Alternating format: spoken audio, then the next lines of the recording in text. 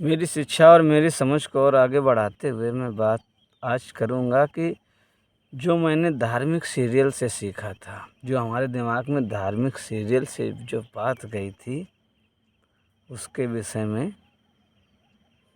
चर्चा करेंगे कि कैसे वो हमारे दिमाग में गई। फ़िलहाल कोई भी जब धार्मिक सीरियल देखता है तो कुछ ना कुछ दिमाग में तो जाता ही है ना। तो मैंने देखो पिछले आपको बता दिया था कि जब मैंने जय माँ संतोषी फ़िल्म देखी थी, तो स्कूल में जब गया था तो मार पड़ने ही वाली थी, तो एक शिक्षक यानी मास्टर साहब ने कहा रुको इसको मत मारना। उन्होंने पास में बुलाया कि क्यों, उस फ़िल्म से तुमने क्या सीखा? तो मैंने बताया कि सभी लोग व्यक्ति अपने भाग्य का खाते हैं। मैं बच गया था, नहीं डंडे तो पड़ जाते, 4 तो पड़ने ही थी। तो ऐसे दिमाग में ये बात तो आ ही गई थी कि किसी चीज़ से सीखना चाहिए, तो मैं फ़िल्मों से सीखने की आदत तो आ ही गई थी। और उसी का वही गाना था, गा के थोड़ा सा गुनगुना देता हूँ, बस एक ही लाइन आती है। और वैसे भी गला थोड़ा सा गड़बड़ हो गया है, जुकाम के चक्कर में तबीयत तो डाउन हो ही गई है।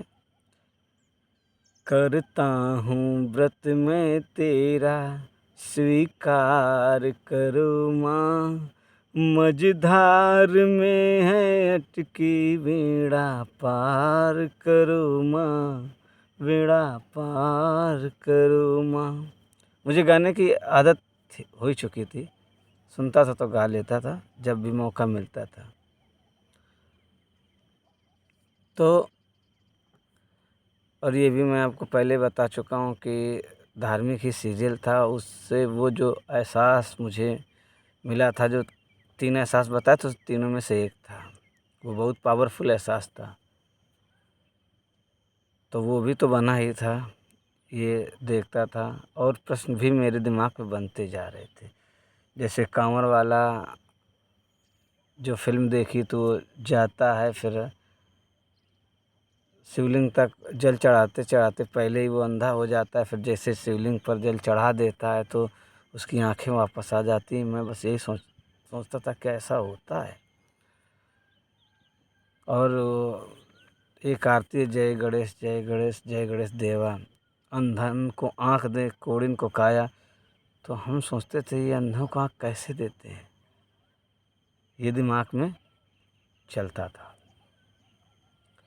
और उस समय तो अंतर्मन से ही तो बात होती थी, क्योंकि मास्टर ने बताया था एक अंदर बात करता है, तो वो आदत हो गई थी, इसी को खुद से बात करना कहते हैं। तो अंतर्मन तो रास्ता दिखाई देता था, कुछ ना कुछ बताता ही था। बस वो एक चीज़ और बताने लगा था, जो भी मेरे दिमाग में प्रश्न और बढ़ गया था। बस वो ये कहने लगा था कि तुम हो जो अत्याचार कर रोक सकते हो। ये शब्द बड़ा परेशान करता रहा। इसका उत्तर मिला बाद में, वो बाद में बताएंगे, पर ये बीच बीच में बोलता ज़रूर था ये बात। तो हम धार्मिक सीरियल के विषय में बात बता रहे थे। तो ऐसे ही धार्मिक सीरियल देखकर सोचता था, जैसे विश्वामित्र का देखा कि उनकी तपस्या मेनका ने भंग कर दी। तो मैं भी सोचता था नहीं यार, पूरी गलती मेनका की नहीं है, विश्वामित्र की भी तो कमी है। ठीक ऐसा ही जब भी मैं कोई सीरियल देखता था, सही क्या है गलत क्या है, किसने कहाँ गलती की, ये मैं सोचता ज़रूर था। चाहे वो फिल्म हो चाहे धार्मिक सीरियल हो, तभी धार्मिक सीरियल की बात कर रहा हूँ। फिर क्या हुआ, मेन बात बताने वाला हूँ कि आखिरकार ईश्वर को पाने की कैसी ललक थी हमारे दिमाग में, वही बात मैं बता दूँ आपको। क्लास 8 यानी कक्षा 8 में पढ़ता था, तो मैं ऐसे ही बैठा था, सोच रहा था कि जब मैं बड़ा हो जाऊंगा एक छोटा सा हेलीकॉप्टर बनाऊंगा और उसको गंगा के किनारे किनारे लेते जाते ऐसे चलाता चला जाऊंगा, चलाता चला जाऊंगा, चलाता चला जाऊंगा, और वो पहुंच जाऊंगा हिमालय पर्वत जहाँ शंकर जी के सर से गंगा जी निकली, ऐसे ही शंकर जी हमको मिल जाएंगे। ऐसा सोचा था मैंने। मतलब ईश्वर को ढूंढने की जो खोज थी वो प्रारंभ थी। भाई जो हम आस पास से सुनेंगे देखेंगे तो वो दिमाग में तो जाएगी ना कुछ तो सोचेंगे, क्योंकि विचार तो बहुत आते हैं, सबके दिमाग में आते रहते हैं, ये करेंगे वो करेंगे। तो हम भी सोचते थे हाँ ये करेंगे वो करेंगे। और इसमें हमें कोई स्पेशल नहीं कहा था कि तुम्हें ईश्वर ढूंढने जाना है।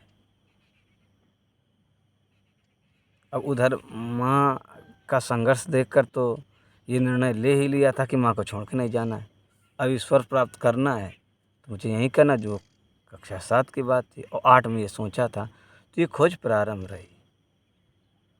ऐसे ही खोज करता रहा, सबको देखता रहा और सोचा करता था ये क्यों, क्योंकि वो इंस्पेक्टर भारत तो सुराग देखते ही थे, ऐसा क्यों। शक्तिमान देखते थे, परीक्षाओं से पास होना, ये समस्या से आगे निकलना, इसको पार करना, बस ऐसे ही चलता रहा। तो दिमाग में एक साइड से धार्मिक सीरियल भी चलते रहे, समाज भी चलता रहा।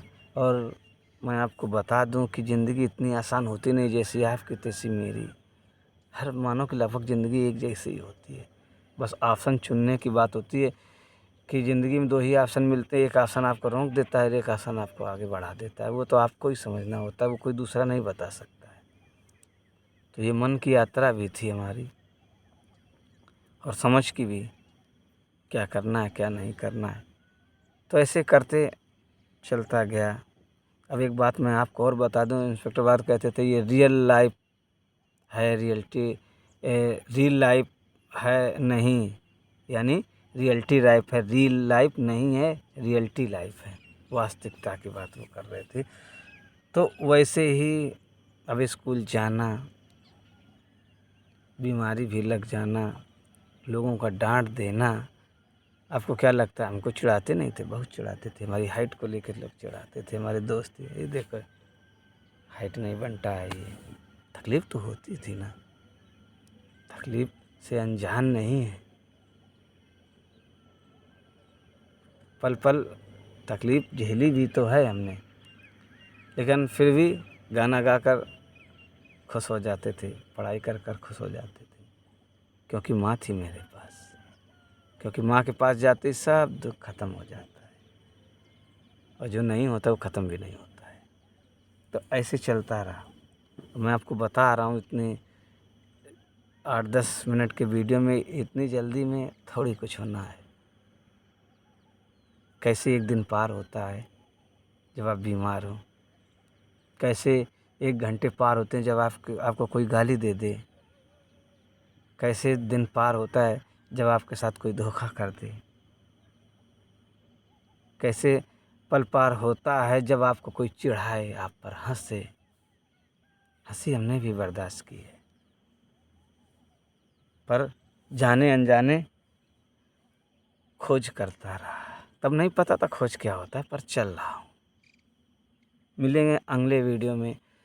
जो निर्णय लिए वो कठिन थे, कैसे अपने आप को बचाया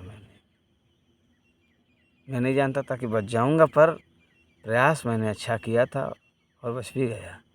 मिलते हैं अगले वीडियो में, तब तक के लिए आप अपना ख्याल रखिएगा, और हमारे वीडियो सुनते हैं, इसके लिए मैं आपका धन्यवाद करता हूँ। फ़िलहाल हमारी आत्मकथा जो अंतिम दौर तक जब पहुँचेगी तो आपको ज़रूर कुछ ना कुछ सीखने को कायदे से मिलेगा। मैं तो उम्मीद करता हूँ कि आप स्वयं को भी समझ जाओगे और दुनिया को भी समझ जाओगे, जिस तरह मैंने समझी। हाँ, मैंने थोड़ा भाई कम समझा होगा तो आप ज़्यादा समझ लेना, तो आपकी समझदारी पर निर्भर है। ऐसा नहीं कि मैंने सब समझ लिया है। मिलते हैं आगे। धन्यवाद।